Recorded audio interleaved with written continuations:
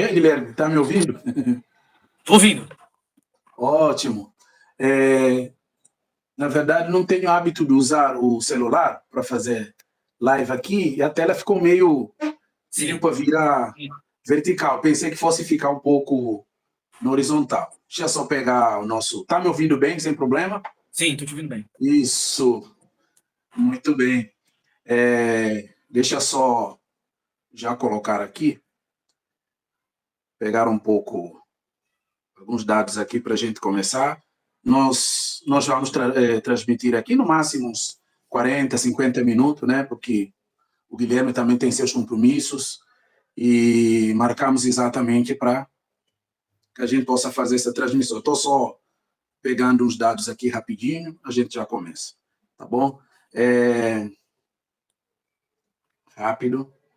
Guilherme, nessa parte eu vou cortar, tá? Que eu vou só alinhando aqui, rápido para podermos seguir aqui. Só rapidinho.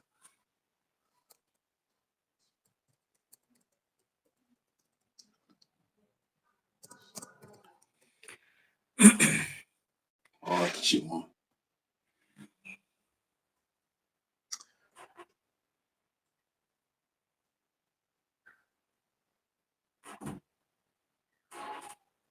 Rápido aqui. Muito bem.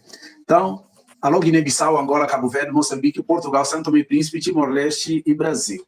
Nós vamos dar início agora à nossa live. Hoje nós temos uma pessoa especialíssima, pastor Guilherme, que é uma pessoa, um exímio estudante, né, de questões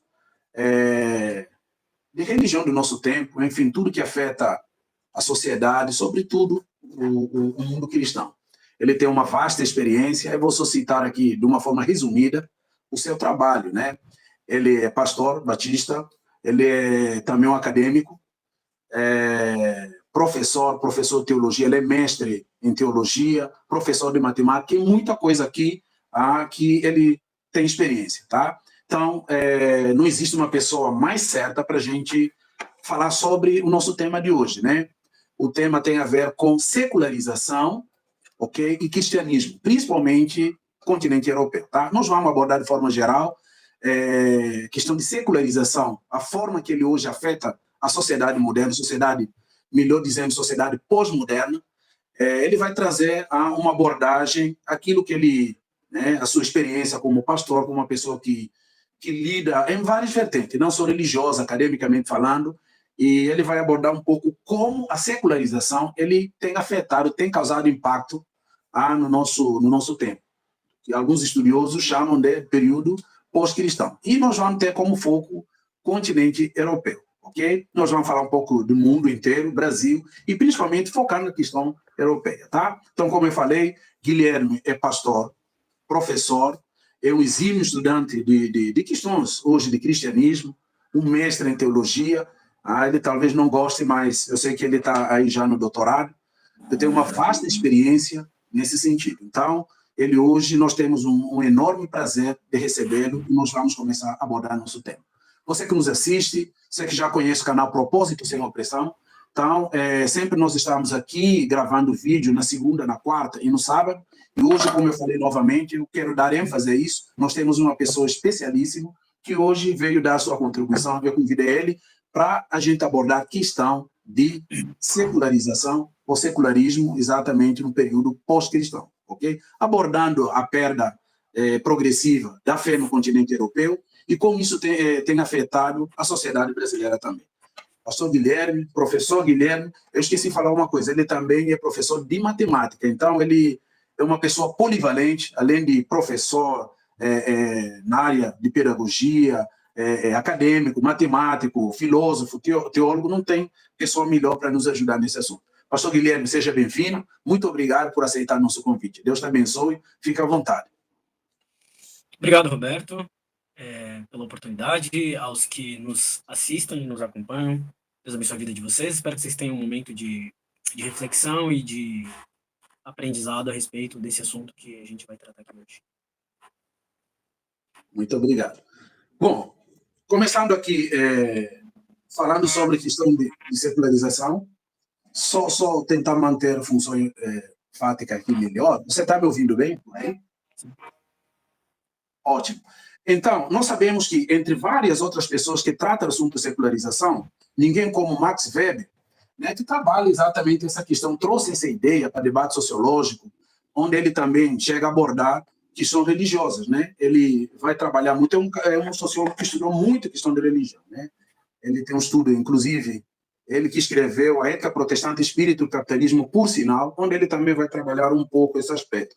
Mas ele começa a abordar assunto de secularização, ele vai definir secularização como uma atitude, eu vou tentar parafraseando ele aqui, como um abandono dos preceitos culturais que se apoiam na religião. Então, a secularização ele é definido como um processo de racionalização. Racionalismo, onde o homem agora ele tira de lado o encantamento do mundo, como ele fala, né? O homem começa a focar apenas no racional, no mundo científico, né? Se nós pudermos dizer assim. Então, desse jeito, o homem vai deixar Deus de lado. Ele vai questionando a religiosidade, ok? Nós temos vivido hoje, Guilherme, na Europa, o processo de secularização progressiva. A Europa foi foco de grandes...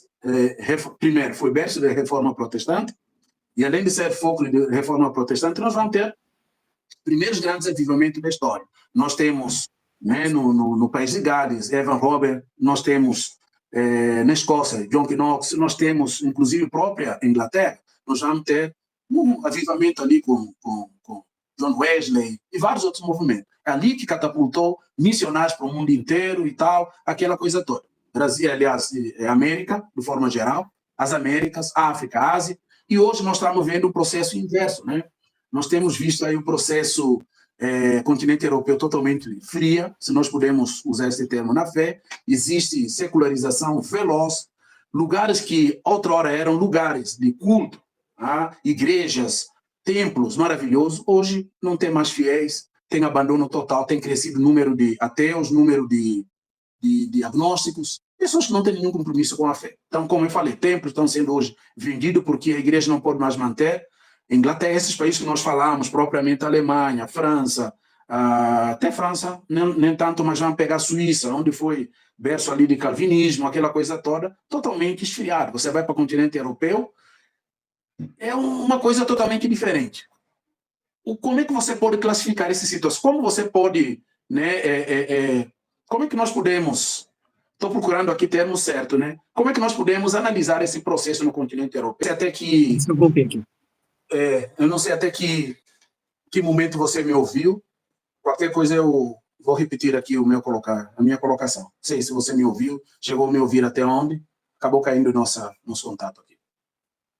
Você quer que eu repita então a pergunta aí? Se você puder repetir, por favor, eu acho que você fazia sua introdução ali sobre as teorias sociais. Isso, eu estava fazendo. Ótimo. Então, vamos lá.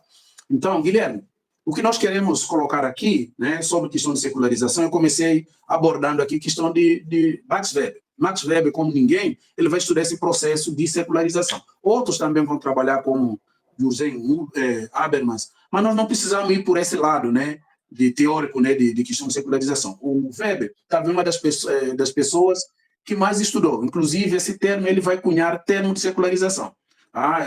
Max Weber chegou a estudar, aqui estão, Max Weber chegou a estudar, inclusive, ele, por sinal, escreveu o livro Ética Protestante e Espírito do Capitalismo, onde ele vai abordar, entre vários aspectos, essa questão também de religiosidade. Mas, trabalhando, Max Weber vai dizer o seguinte, que o processo de secularização, a característica fundamental da secularização é exatamente esse desencantamento com o mundo. Ele usa esse termo desencantamento. O que ele chama de desencantamento? Esse fenômeno cultural que se apoia na religiosidade. Ele vai dizer que secularização, marca ruptura definitiva entre o religioso, o encantamento do mundo, o homem atribui tudo a Deus, tudo a religião, e com racionalização o homem então rompe com esse aspecto e ele passa a focar o mundo, olhar o mundo totalmente dentro de um aspecto racional.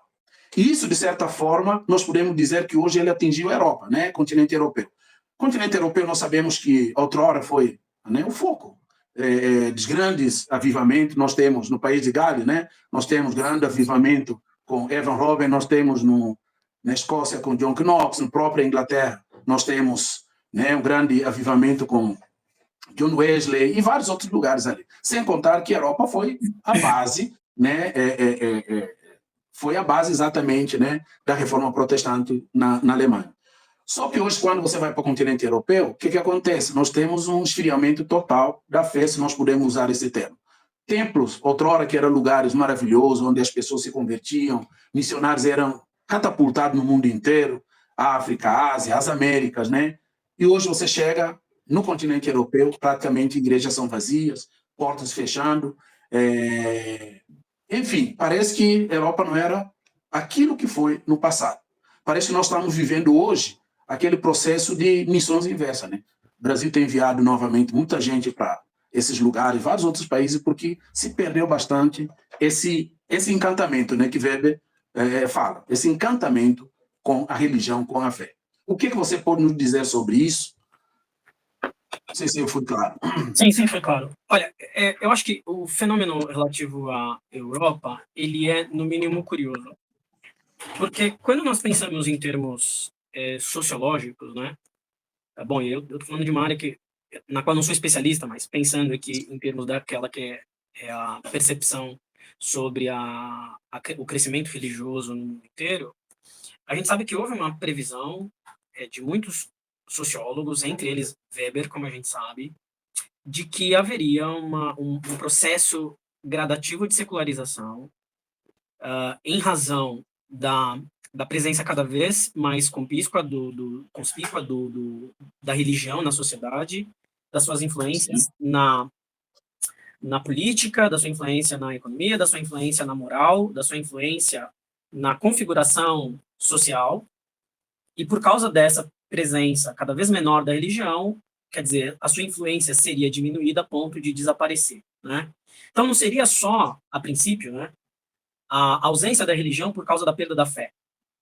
A gente estaria falando, nesse caso, de algo muito próximo do que talvez Nietzsche tenha pensado, que tem mais relação com a perda da fé por causa do avanço científico, digamos assim, né? E, por outro lado, quando a gente pensa, por exemplo, em Comte, em Spencer, em Marx, em Weber, em Durkheim, a princípio eles tinham pensado em uma perda da influência da religião na sociedade, a parte da perda da fé. Bom, o que aconteceu é que essas previsões não se cumpriram. A gente pode até entender que a hipótese desses sociólogos era utópica quando se fala do declínio da religião, né? Durkheim, em uma de suas obras, disse o seguinte: o desaparecimento inevitável da religião torna-se problemático. E por que ele diz isso? Porque é algo eterno na religião, que está destinado a sobreviver a todos os símbolos particulares com que sucessivamente se tem revestido todo o pensamento religioso. E com isso, Durkheim está querendo dizer que, quando ele já percebe, um pouco mais à frente, que a religião sobrevive. Então, o prognóstico em relação ao declínio da religião, ele fracassou. E a verdade é que a gente começou a observar, principalmente no século XX, não é, o inverso do previsto. A religião começou a resistir. A gente começou a observar o crescimento da religião em vez do seu declínio. Né? Certo. Então, por isso que o fenômeno da Europa é curioso, porque no restante do mundo a religião ainda sobrevive, e mais do que isso, ela cresce, né? Principalmente no sul, né? Então, a gente vai colocar caso brasileiro, né, para a gente mostrar isso daí. Então, talvez o caso europeu ele tenha mais relação com, eu diria, tá?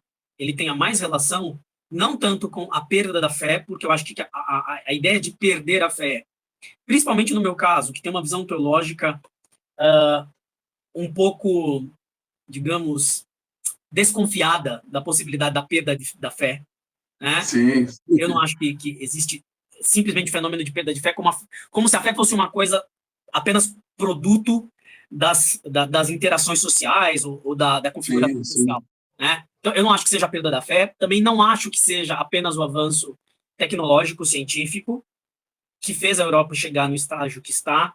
Me parece, eu acho que a gente pode falar um pouco mais sobre isso depois, que Sim, o que acontece na Europa hoje tem mais relação com o abandono dos fundamentos da fé, e aí quando a gente fala de cristianismo, os fundamentos da fé cristã. cristão, sim. Porque conflita e confronta com modos de vida liberais, do ponto de vista moral, com que a Europa tem se acostumado nos últimos anos, né? Sim. Então, eu diria que a questão aí é mais ideológica, quer dizer, o declínio do cristianismo na Europa tem mais a ver com questões ideológicas, tem mais a ver com questões morais, do que propriamente Sim. com a da fé ou com o avanço da tecnologia e da ciência. Perfeito, perfeito. Eu não gosto também de ir muito pela linha do Marx, muito menos, né? Marx e Engels. O meu foco é muito mais por esse lado, né? De Weber, porque eu acho que ele é um pouco mais razoável nesse sentido, né? É claro que esses teóricos, né, caso de Marx, exato, nada mais fizeram do que combater aquilo que nós podíamos chamar a fé no sentido cristão nesse caso, embora eles às vezes também incluam outro tipo de fé. Mas o que eu quero focar, independentemente daquilo de um teórico ou outro, eu queria ir mais por esse lado da realidade da fé cristã, esse foco mais cristão. Pegando agora, tirando esses teóricos de lá,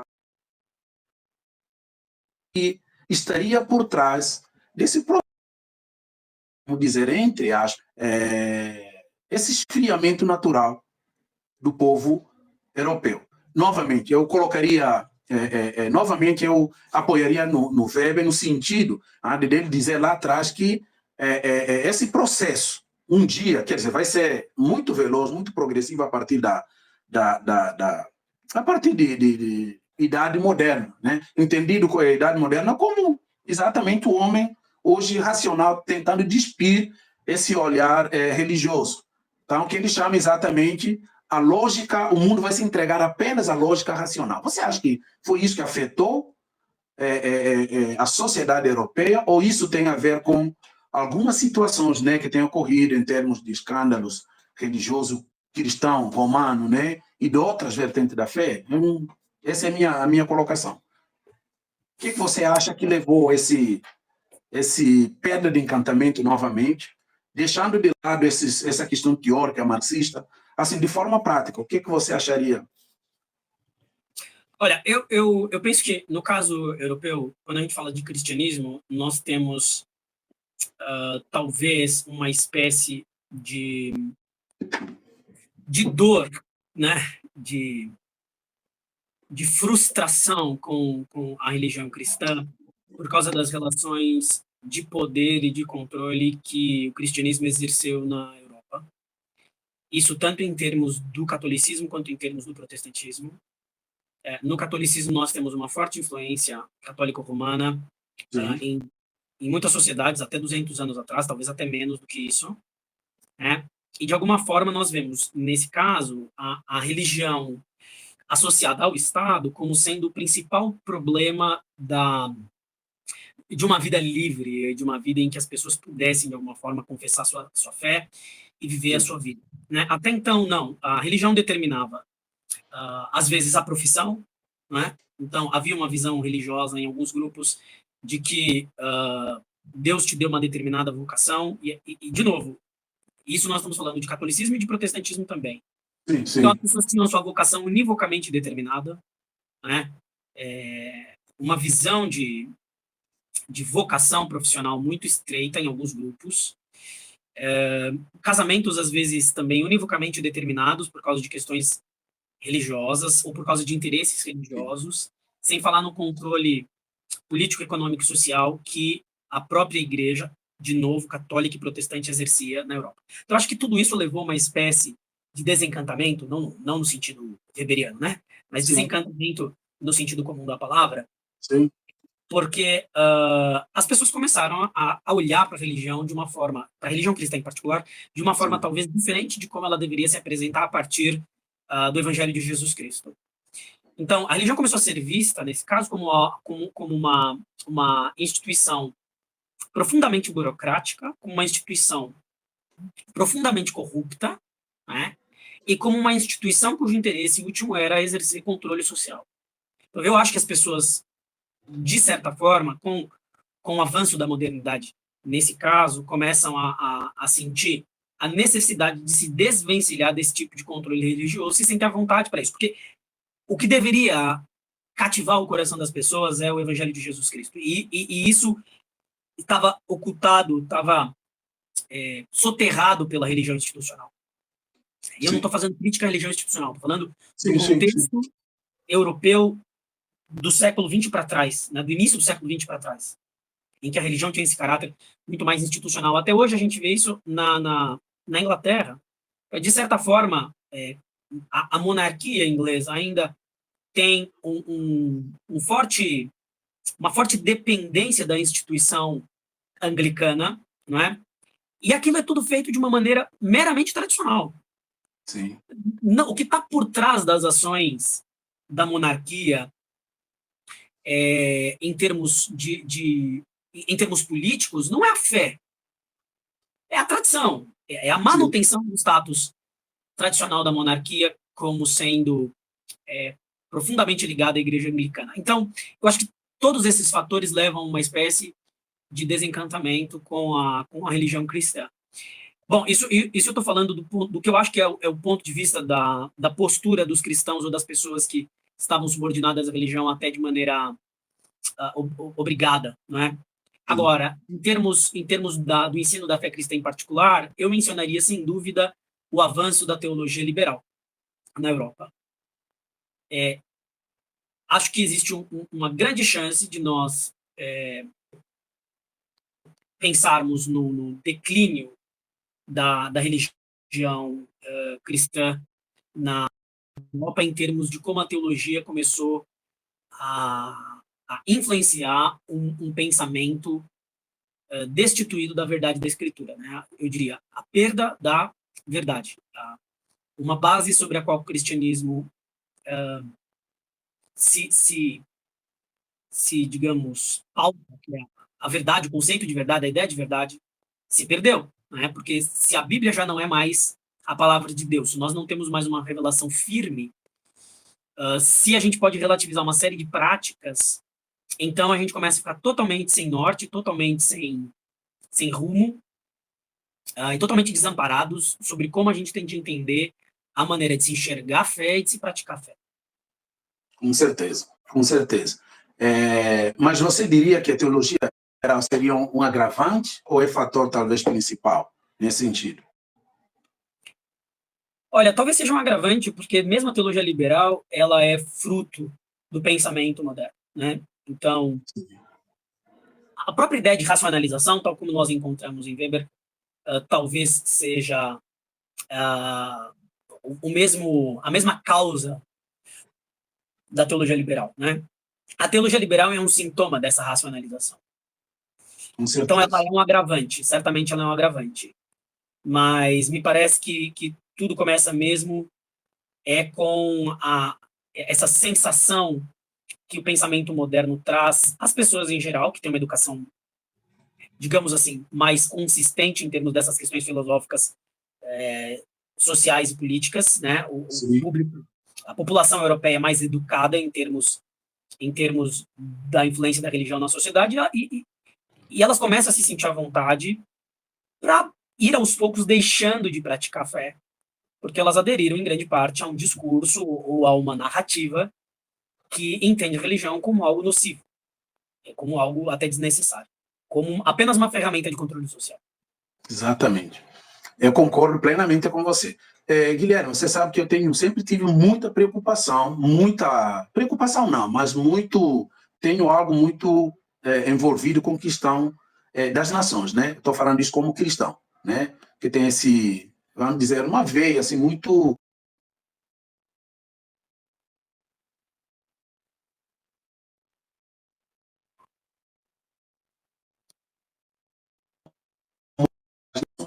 movimento de orar pelas nações, né? Principalmente países perseguidos, né? Então eu tenho essa coisa muito forte de preocupação com as nações, com a fé cristã nas nações, ok? Eu queria ir um pouco para Estados Unidos, depois a gente volta aqui para o Brasil, discutir um pouco isso. Que tudo que envolve com perda de fé, com influência de cristianismo, quando o cristianismo avança em certos lugares, mas quando também ele regride em certos ambientes, isso me preocupa. Eu tenho muita essa preocupação, né? Eu sou membro lá de Missões Porta Aberta, né? Acompanho, adoto algumas nações aí para orar essa preocupação com países perseguidos, né? Países que têm sido perseguidos e nações não alcançadas. Nós vimos, falando sobre essa questão de secularização, quando nós falamos aqui questão de secularização, não é exaltar a secularização, é questão exatamente apontar problema hoje que tem chegado nas nossas casas, nossas portas, né?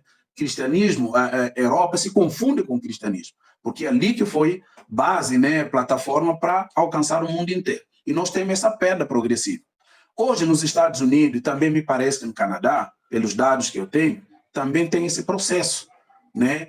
Tem as pessoas, Estados Unidos é uma nação que foi generoso com o Brasil, América Latina de forma geral, porque dali que chegaram, né, missionários, largavam tudo e para trás e chegaram inclusive até aqui no Brasil. Se eu tiver falar algo errado aí, você me corrige, tá?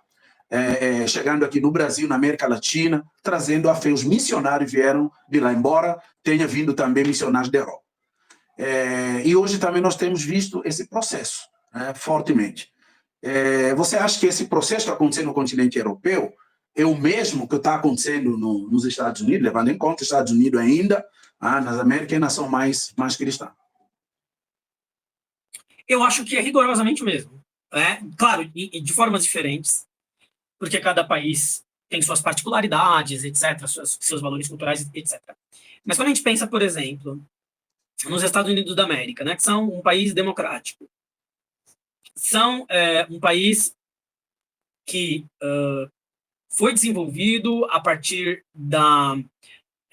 daqueles que chegaram e que detinham a fé cristã, e que desbravaram nos Estados Unidos a partir da sua ideia de vocação e de eleição, né, nos Estados Unidos, e foi um país fundado através desses valores. Mas como um país democrático, evidentemente, aos poucos, outras vozes, outras posturas foram também ganhando espaço. A gente não impõe a fé. É diferente nesse sentido da Europa por muito tempo, porque, claro, depois... Principalmente cristã, né? Nós cristãos, diferentemente do islamismo, por exemplo, Sim, não se impõe, né? Exato, quer dizer, a fé nos Estados Unidos, na Europa, foi imposta durante um tempo, né? A gente pode esquecer. Os pais fundadores norte-americanos impunham, sim, a fé, né? Eles obrigavam os filhos e as esposas a praticarem a fé, e eles eram muito comprometidos com os valores da fé cristã, né? De forma até intransigente em alguns casos. A gente sabe, por isso, de guerras que aconteceram nos Estados Unidos por causa da fé cristã, ou por causa de coisas que se defendiam, né? Sobre o zelo, né? Talvez o exemplo mais... Zelo tradicional, né? Sim, talvez o exemplo mais trágico disso seja a Guerra da Secessão, porque por trás dela talvez havia um zelo por cumprir a escritura, né? Quer dizer, não era esse o motivo principal. Sobretudo que o seu destino manifesta, né? Sim. Né? Então, está de certa forma travestido de zelo, mas eu acho que coisas assim, como também aconteceram nos Estados Unidos, né? Esse zelo que acabou descambando para uma espécie de sufocamento das liberdades individuais na Europa e nos Estados Unidos, criaram uma espécie de clamor por um tipo de vida alternativo, né? Então, quer dizer, as primeiras manifestações públicas de homossexuais, por exemplo, nos Estados Unidos, né, vieram de pessoas que tinham envolvimento com relações públicas, né, e que acabaram divulgando na mídia uma espécie de vitimização dessa população, que era agredida, que era massacrada, que sofria preconceito, discriminação. Discriminada em todo sentido. Sim, então, o que eles fizeram? Eles, através de pessoas muito inteligentes ligadas às relações públicas, começou a se veicular na mídia um discurso, uma narrativa de vitimização desses grupos que se auto-intitulavam marginalizados por causa de uma prática que era divergente do status quo cristão. Sim. Então, como eles se colocavam como vítima, eles começaram a, digamos, conseguir atrair para si a atenção daqueles que eram passivos. Piedade, né, entre aspas. Piedade. Começaram a atrair a piedade das pessoas. Então, isso foi uma grande virada, né, na maneira como determinados grupos começaram a ser enxergados na sociedade norte-americana, né? Sim. Isso na década de 70. Então, nem é tão antigo assim. Bom, e tudo isso foi levando gradativamente, eu diria, a um sentimento de revés em relação ao cristianismo norte-americano, como na Europa, né? Até de ojeriza, uma espécie de resistência mesmo ao cristianismo e à fé cristã. Então eu acho que, de certa forma, guardadas algumas diferenças importantes que são culturais, políticas, econômicas, mas em geral eu acho que o problema do declínio do cristianismo nos Estados Unidos é muito semelhante ao que acontece na Europa, nesse sentido de ser uma rejeição, uma resistência ao cristianismo institucional e a tudo que ele talvez tenha, digamos, proporcionado em termos de cerceamento da liberdade das pessoas, né? Mas parece ideológico, no fim das contas, né? Parece que é um apelo a uma liberdade que não é só uma liberdade no sentido de se fazer escolhas, né? É uma liberdade cerceada no que as pessoas, né, entendem que está para além de simplesmente fazer escolha no dia a dia, né? De ser liberdade econômica, de ser liberdade política. O que as pessoas querem é além daquilo que talvez seja verdade até para quem não é cristão, né? Para ser mais claro, porque talvez eu esteja sendo um pouco prolixo, mas quando a gente vê, por exemplo... Fica à vontade, tá? Oi? Eu falei, fica à vontade aí. Tá. Quando a gente pensa, por exemplo, na normalização do que eu acho que para qualquer conservador mesmo não cristão seja estranho, a normalização de relações, por exemplo, abertas, né? De pessoas que estão em um relacionamento... Aberta, que seria? Que estão em um relacionamento, né? Vamos começar pelo relacionamento heterossexual. Mas que estão em um relacionamento heterossexual, mas que permite compromisso extraconjugal. Então, hoje eu não estou afim de ficar com você, hoje eu vou sair com outra pessoa. Quer dizer, esse tipo de relacionamento, ele está para além daquilo que é razoável, até mesmo para quem não é cristão. Então, eu falo de liberdade nesse sentido, de uma liberdade... Ou seja, um compromisso sério e responsável não precisa ser cristão para saber que é algo honroso, né? Então, a coisa está indo para muito além de simplesmente liberdades que certas pessoas não tinham por causa do cerceamento que o cristianismo institucional impunha há 100 anos. Está para além disso. Está muito mais para uma espécie de sufocamento dos princípios tradicionais fundados naquilo que a gente poderia chamar de tradição judaico-cristã. Então, o que se quer é apagar do mapa, é completamente mesmo erradicar qualquer resquício de qualquer presença, erradicar qualquer presença daquilo que seria judaico-cristã na nossa sociedade, né? O casamento monogâmico, né? Determinado tipo de procedimento social. Quer dizer, agora, de certa forma, conforme as pessoas sentem necessidade de ir além da natureza, né?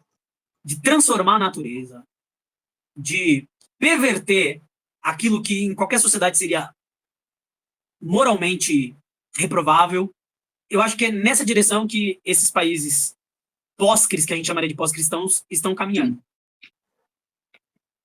Muito bem. Guilherme, nós acabamos, né, usando esses termos, que são termos muito corriqueiros hoje em dia, parece ser normal ser usado. Na verdade, por que a gente acaba usando esse termo? Porque é uma forma de fazer entender algumas pessoas, talvez não cristãos, que assistem, que vão assistir esse live.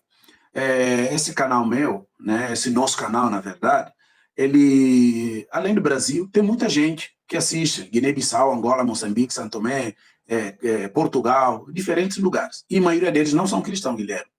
Então, por isso que eu queria trazer, né, esse tema e, às vezes, nós vamos usar alguns termos que não seja próprio nosso, né? Eu tenho uma grande preocupação, como eu falei há bocado, uma preocupação que é essa questão de cristianismo no mundo todo. Né? Eu tenho, se nós pudermos fazer um empréstimo do termo de Weber, se empresta de encantamento. Eu ainda sou daqueles que é encantado com cultura judaico-cristã, e mais do que isso, eu sou um cristão convicto. Né? A minha forma de enxergar, o que eu queria colocar antes, depois a gente chegar aqui no Brasil, é o seguinte. Por que eu tenho essa preocupação e acabo fazendo esse uso que muitos especialistas usam? Termo pós-cristão. Eu não gosto muito, né? Termo pós-cristão. Eu quero ir muito pela linha de um outro pensador, muito contemporâneo nosso, chamado Francis Fukuyama, não sei, provavelmente você conhece. Francis Fukuyama não é cristão, ele é um americano tradicional, dentro daquele olhar tradicional, ele não tem nenhum compromisso com o cristiano, mas ele fala do ponto de vista secular o seguinte: valores judaicos cristãos, não importa o que aconteça, não importa o que acontece, muda a sociedade, vem período moderno, pós-moderno, pós-pós-moderno, não importa. Nunca a sociedade mundial vai largar valores cristãos.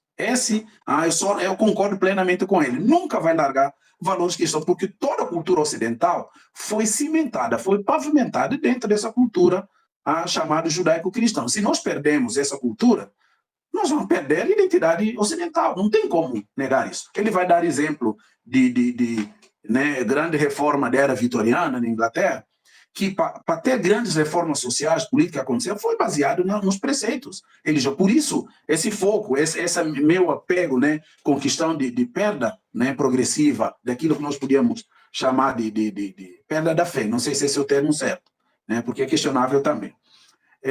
Mas ele vai dizer, olha, não tem como abrir mão de questões da tradição cristã.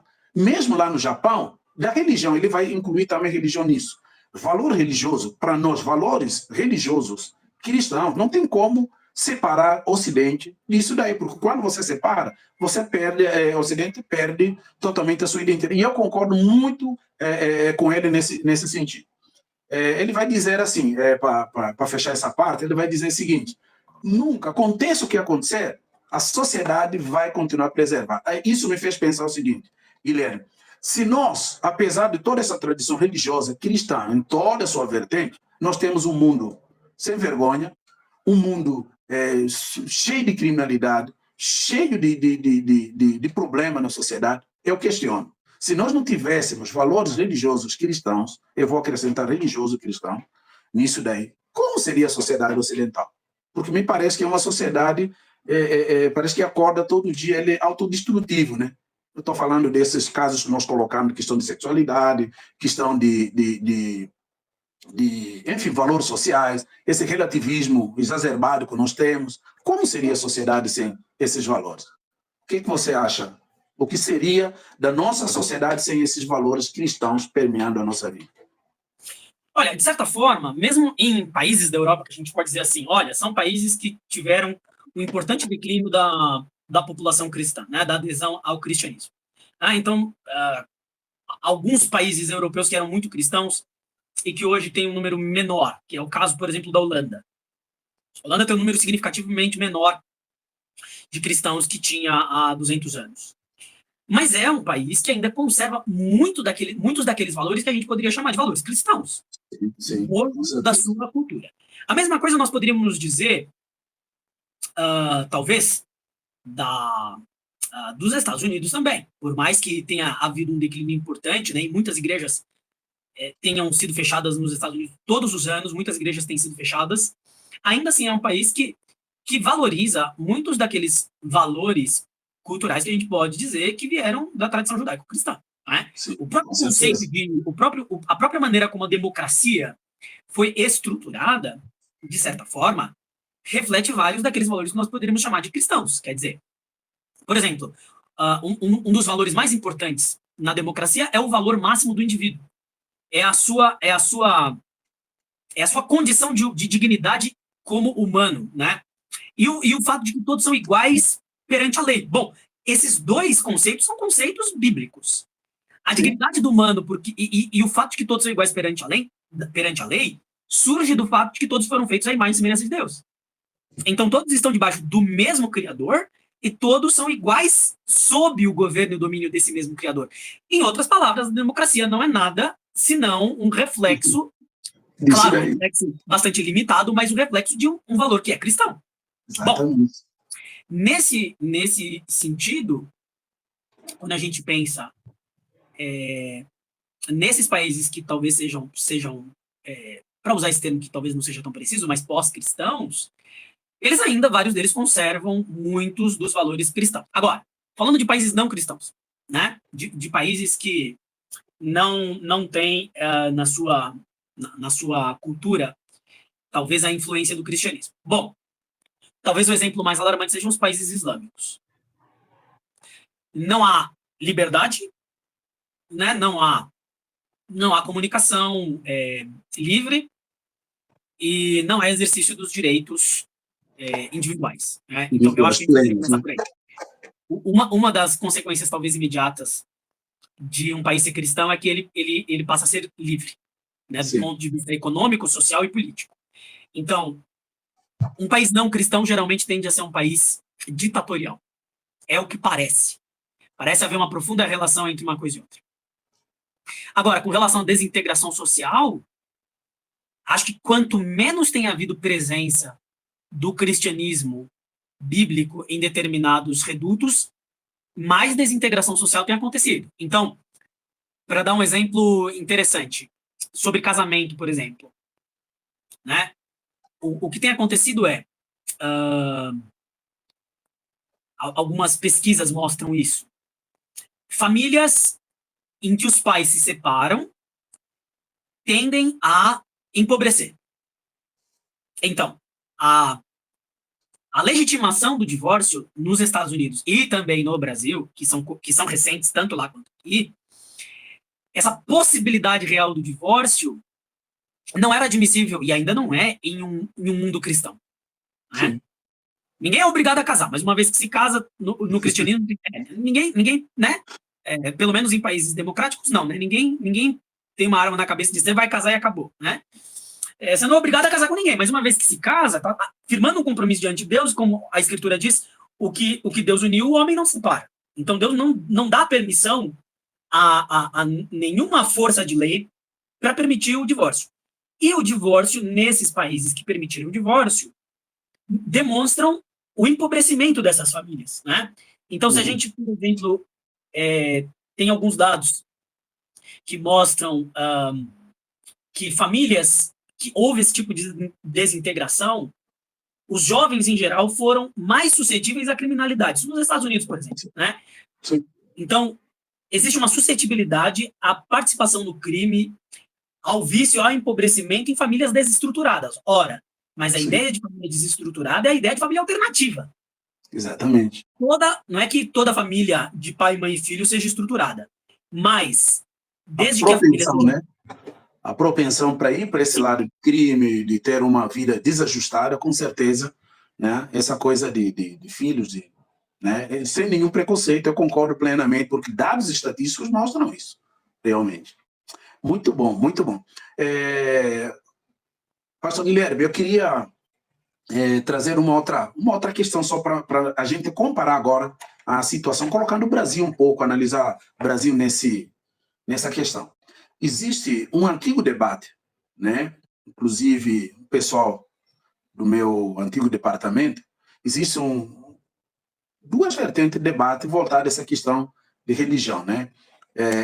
Departamento de Sociologia aqui da Universidade de São Paulo, eles têm dois enfoques que parecem que são totalmente antagônicos. Um é liderado pelo Flávio Pierucci, o cara que inclusive traduziu aqui, reinterpretou a obra de Weber, e tem Lígias, né, que é a linha que eu acho que eu me entendo melhor. Ele vai dizer o seguinte: esse processo de secularização que o Weber anunciou lá atrás da modernidade, aplicar no caso brasileiro, não pode ser construído, não pode ter sustentação. Por quê?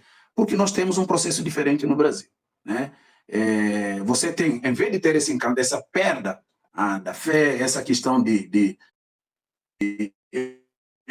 embora ele vai dizer, embora a religião aos poucos vai voltar ao privado, muito mais essa questão de Estado laico, mas nós temos tido no Brasil um processo totalmente inverso, de encantamento progressivo do mundo, da sociedade brasileira. Não tem essa coisa de secularização que invade todo mundo, aquela coisa de perda dessa questão do encantamento da fé, né? Ele vai trazer vários exemplos. No Brasil, nós temos um crescimento avultuoso, né?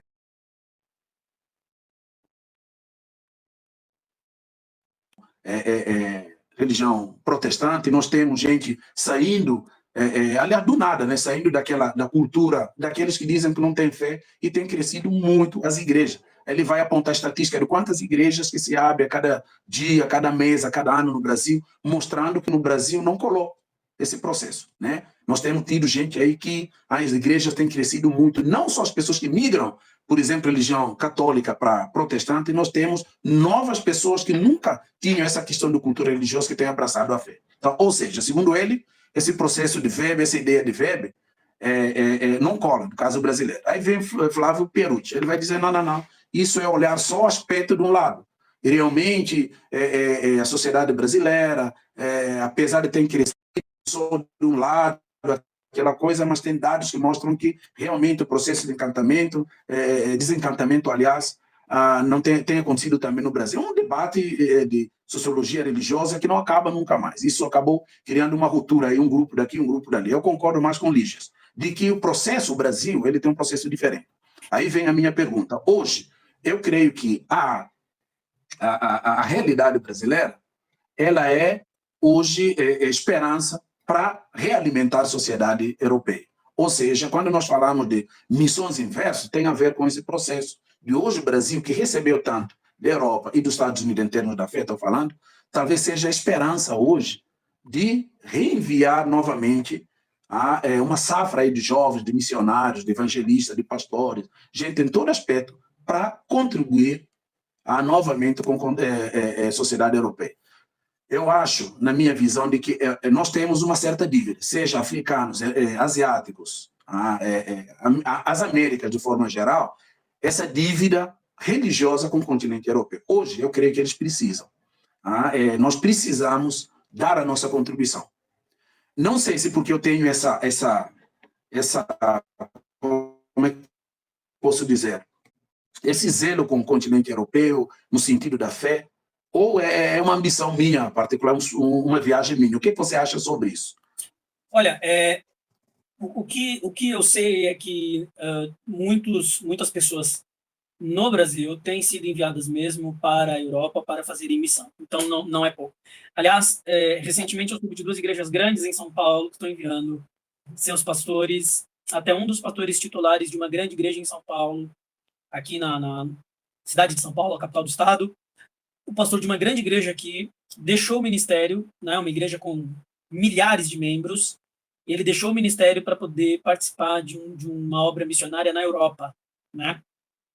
Eu sei que os Estados Unidos ainda também têm enviado, né, muitos missionários para muitos países da Europa, né? Eu sei que tem havido um grande esforço em Portugal, né, de muitos brasileiros, inclusive, né? Nós temos aqui uma editora no Brasil que tem feito bastantes esforços em produzir material, em publicar material para o público português.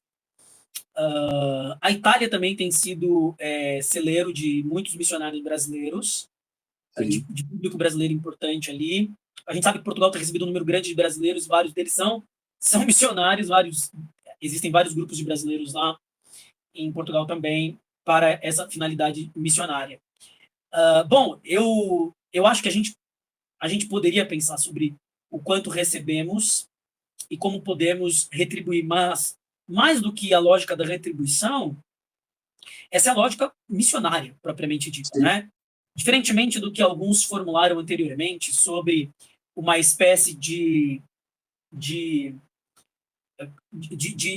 missões colonizadoras, né? Tem missiólogos que entendem, por exemplo, a missão europeia, a missão norte-americana como uma espécie de missão colonizadora, porque eles não só levariam a religião, eles estariam exercendo também uma espécie de controle social. Eu não vejo assim. Eu vejo que muitos cristãos não estavam simplesmente levando a religião, eles estavam imbuídos do desejo de cumprir a missão deixada como obrigação para a igreja pelo nosso Senhor Jesus Cristo. Então, mais do que retribuição, essa é a nossa função como igreja. Sim. como igreja, a nossa função é observar os lugares carentes, identificar onde é que o cristianismo tem arrefecido, identificar onde o cristianismo tem sofrido, identificar os locais nos quais a igreja tem se enfraquecido e procurar, Sim. como única igreja, fortalecer essas comunidades. Então, há igrejas em lugares como a Holanda, né? Igrejas às vezes mais fracas, grupos de cristãos talvez mais debilitados, e aí a nossa função é trabalhar para fortalecer essa que é a única igreja de Jesus Cristo. Com Seja aqui, seja certeza. na Europa, né? Existe uma igreja só, então nós temos essa obrigação como igreja de fortalecer as igrejas espalhadas pelo mundo. Muito bom. Muito bom. Guilherme, a nossa última questão aqui, por conta do horário, como eu falei para você, eu tenho muito essa preocupação com as nações, com missão. Então, eu procuro sempre acompanhar como está acontecendo as coisas, sobretudo países hoje que nós podemos chamar de países modernos, né?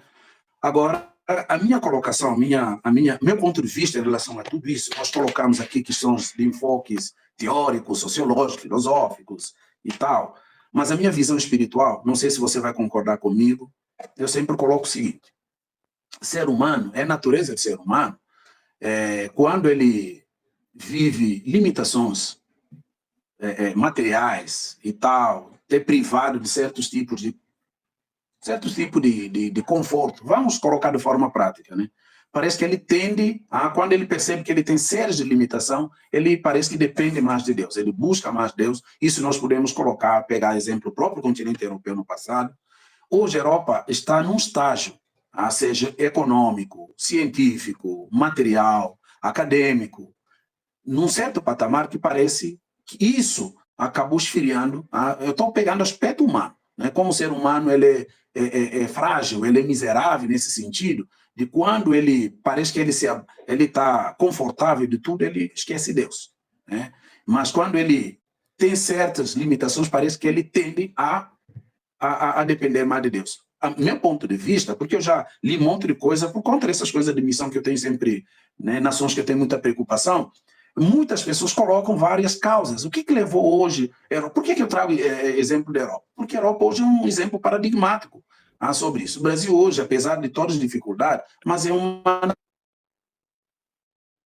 caso do Uruguai, caso de outros países na América Latina, que tem crescido absurdamente a questão da fé, questões de movimentos religiosos cristãos, é uma coisa assim encorajadora, mas o continente europeu está num processo totalmente declinante nesse caso.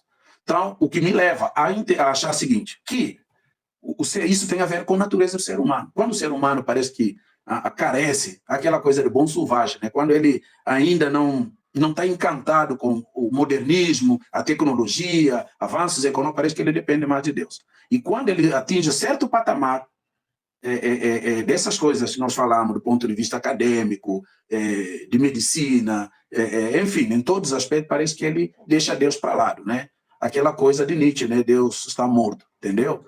Nesse aspecto. Eu não sei se você vai concordar comigo, mas eu acho que esse é o grande problema que o continente europeu está vivendo. Esse é o meu ponto de vista, independentemente de visões que muitos especialistas têm colocado. Eu acho que colocar entre aspas aqui, vamos ser francos, o ser humano precisa tomar vergonha na cara, né? Sentido olha, estando bem ou não, eu preciso de Deus. Eu dependo de Deus, eu quero Deus, eu dependo, não existe nada que substitua esse Deus. Então, eu não sei se você concorda comigo nesse ponto de vista, enfim. Eu acho que é isso que aconteceu com o continente europeu. Tem vários exemplos aí, várias causas, porque é escândalo, porque isso aconteceu. Eu acho que falta o ser humano tomar vergonha na cara de que o ser humano não basta a si próprio, não basta a si próprio. Nenhum ser humano, nenhum ser vivo basta a si próprio, é ser um Deus. Okay? Não sei se você concorda comigo ou não. Eu diria que criou-se uma falsa dicotomia entre a prática da vida cristã e o avanço técnico-científico e mesmo uma situação de conforto. Quer dizer, é perfeitamente possível conciliar uma vida confortável, Sim, uma sim, vida sim. de certa evolução em todas as áreas da vida, né? Quer dizer, em termos da saúde, alguns formularam, né? que até poucos seres humanos clamavam a Deus por causa dos seus problemas de saúde, das suas enfermidades, etc. Com o avanço da medicina, as pessoas deixaram de depender de Deus. Bom, isso é uma longa questão, mas o fato é que o que eu acho que aconteceu foi que, principalmente no caso europeu, né, aconteceu de a prática religiosa ir para a periferia da vida, né, como a modernidade diz que isso aconteceria. Algumas funções que eram chamadas as funções essenciais da religião, que a religião desempenhava nas sociedades tradicionais, foram transferidas para a medicina, para o governo, né, para o Estado, etc. Então, eu não vejo que o ser humano deixou somente de depender de Deus e isso fez com que ele se afastasse de Deus, porque aí ficaria parecendo que a religião necessariamente se nutre da desgraça, se nutre da miséria. Né? E aí seria muito mais explicar a fé em termos de fenômeno social. Eu diria que os cristãos, em geral, deixaram de praticar a fé, deixaram de buscar Deus, deixaram de estar sob a graça de Deus, porque se envolveram com outras coisas, que é o que Paulo disse a Timóteo. Ninguém que está envolvido com a batalha, ninguém que quer militar legitimamente, se embaraça. Se embaraça com as coisas dessa vida. E é isso que eu acho que aconteceu. O que eu acho que aconteceu é que muitos cristãos se enrolaram, se embaraçaram com as coisas desta vida e aí deixaram de praticar a fé, né? Passaram a frequentar a igreja uma vez por semana aos domingos.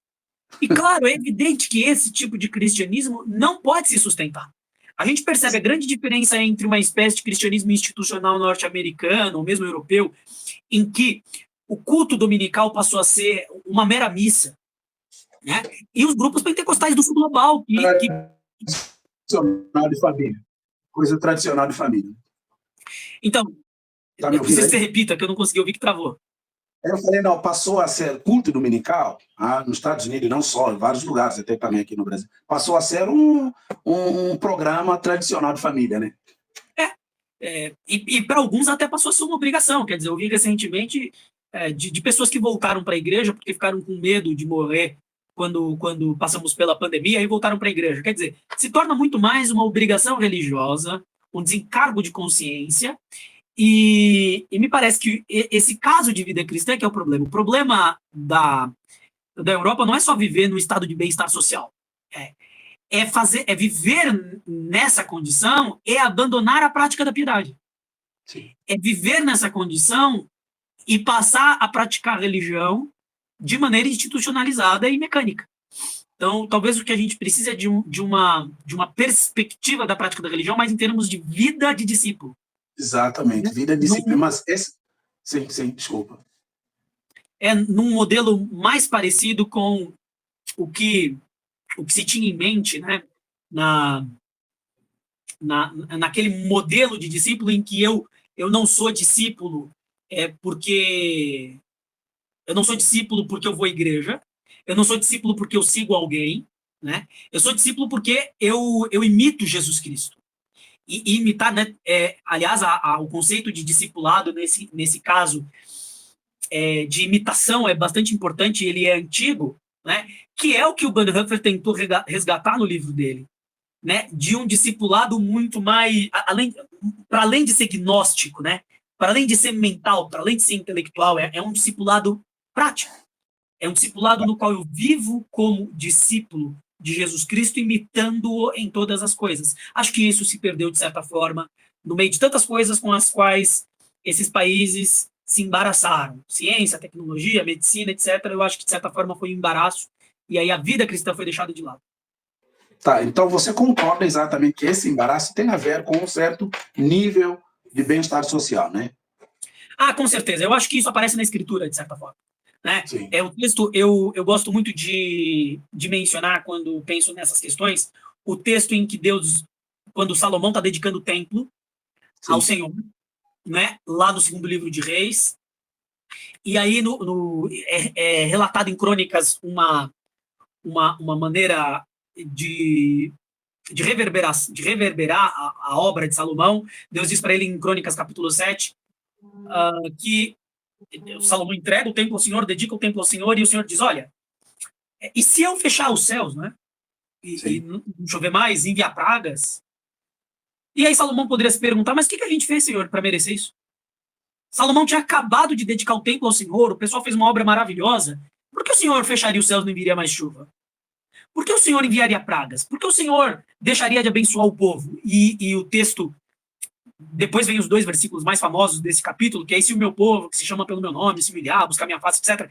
Mas, fixando no contexto, o contexto mostra que Deus consideraria importante retirar do povo o bem-estar social, né, para ser anacrônico, né, que o bem-estar social é um termo moderno, mas de retirar do povo essa condição de conforto, porque depois de um certo tempo, do templo construído, do Estado organizado, né, do Estado antigo de Israel organizado, de ser uma nação poderosa, de ter certa estabilidade, o povo esqueceria de Deus. Né? E isso, a gente encontra esse mesmo exemplo no cativeiro, porque o povo não queria mais voltar para a terra de Israel para reconstruir os seus muros e o seu templo, porque estavam em uma condição de conforto sob o império persa. Então, tudo isso mostra, mesmo na Bíblia, que era comum que esse conforto, esse estado de bem-estar, leva a um arrefecimento da fé e do compromisso com Deus. Perfeito, perfeito. Pessoal, eu queria só ressaltar uma coisa rapidamente. Esse canal é um canal cristão, onde nós discutimos questões que envolvem o cristianismo, em todos os seus aspectos: perspectiva de cristianismo, história de cristianismo, no passado, no presente, horizonte de cristianismo. Só que nós fazemos questão de trazer outro tipo de visão, uma visão acadêmica, uma visão diferente daquilo que nós estamos acostumados. Novamente, como eu falei aqui, muitas pessoas assistem. Muitas vezes essas pessoas não são cristãos, que assistem aqui, que mandam mensagem, inclusive, para mim. Então, nós trazemos todo esse embasamento para mostrar qual é enfoques sociais que as pessoas têm hoje sobre perspectiva cristã, principalmente no continente europeu. E é um assunto que me interessa muito, que me encanta muito. Eu queria trazer hoje, graças a Deus, ele está aqui conosco, o pastor Guilherme, que é um acadêmico, que é uma pessoa envolvida em vários aspectos de cristianismo, pastor, mas mostrar que o nosso olhar nunca deixou e nunca deixa de ser um olhar cristão. Aquilo que a Bíblia orienta, ok? Aquilo que a Bíblia fala, aquilo que a Bíblia orienta. Ok? Então, essa é a nossa perspectiva aqui. Eu queria agradecer, Guilherme. Assim, nós fizemos tudo correndo, né? Porque tinha alguns compromissos, acabei de chegar agora para cumprir com esse compromisso. Eu queria deixar, Guilherme, desse a sua última palavra para nós, que nos honrou bastante, poder participar desse humilde canal aí, tá? Bom, Roberto e audiência, eu agradeço a oportunidade. Claro que a gente não consegue, em pouco tempo, tratar com muito detalhamento de todas as questões. Algumas coisas certamente nos fogem, há imprecisões às vezes na maneira como as coisas são postas, mas de qualquer forma que sirva como estímulo para a gente poder aprofundar o nosso conhecimento e a nossa percepção em relação à nossa fé. A gente quer entender os motivos da nossa fé e também a maneira como ela tem sido praticada mundo afora, para que a nossa fé, de certa forma, seja fortalecida e para que ela também seja apresentada da melhor forma àqueles que ainda não a conhecem. Perfeito. Muito obrigado, Guilherme. A minha visão continua sendo essa. Eu trouxe algumas provocações, na verdade, que eu fiz aqui no início, mas o nosso foco, a minha forma de enxergar todo esse cenário, não só no continente europeu como no mundo, é aquela mesma de Francis Fukuyama, que fala: não importa revolução que aconteça, não importa mudanças sociais que ocorram, não importa acontecimentos políticos, religiosos que aconteçam, a sociedade moderna, seja ela europeia, americana, sul-americana, asiática, africana, sempre religião, nesse caso, religião cristã, tem e vai continuar tendo o seu papel fundamental, que nada possa substituir. Então, a fé em Jesus Cristo, a tradição judaico-cristã, ele fez o nosso mundo chegar onde chegou hoje, ok? Eu fico analisando o seguinte: com religião, com preceitos religiosos, falando aqui de valores humanos, como o pastor Guilherme acabou ressaltando, falando de valores humanos, preservação de valores humanos, preservação da pessoa humana, preservação da família, preservação de valores sociais. Ainda assim, nós temos vários problemas sociais: criminalidade, corrupção, extorsão, vários tipos de problemas. Agora, imagina se nós não tivéssemos esses valores religiosos baseados nos valores judaico-cristão. Eu vou deixar essa questão para você pensar, porque muitas vezes nós criticamos, olharmos aspecto da religião, aquele aspecto que parece que a religião existe, né, só para explorar a nossa desgraça, entre aspas, né? Mas ele tem um fator fundamental para manter a sociedade moderna em equilíbrio. Pastor Guilherme, muito obrigado. Você foi muito generoso aí, provavelmente eu sei que a sua agenda é muito corrida, mas você reservou esse tempo aí para a gente estar junto. Deus te abençoe e até Amém. mais. Até mais.